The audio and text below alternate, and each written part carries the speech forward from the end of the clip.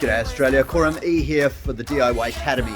If you've bought one of the killer plug-and-play DIY kits packaged up behind me there for your car, you're probably going to want a couple of install accessories to help you pull apart some panels and bind up your cables and get them neat and tidy.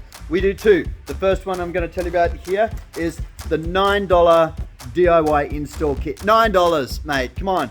Get it. It's got a couple of smart little panel tools which will help you pull off panels without damaging and marking them. These are soft, flexible nylon. Here, let me get one. See, it bends, which means when you're popping off your panels, it's soft enough to get in under the little gaps and pry away the panel, but without, it's not hard enough to damage the panel like a knife or a screwdriver or something could. Don't remove panels with hard tools. Get yourself a nice soft panel removal tool.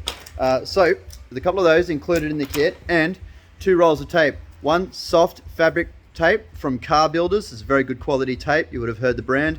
And the other one is a harder fabric tape. Both are great for binding up and looming up cables to make your install really, really neat. This is what the pros use. This is what we use in all the AudioCom workshops. This is the stuff to bind up your install for the end of the job. So that's it, the $9 install accessory kit.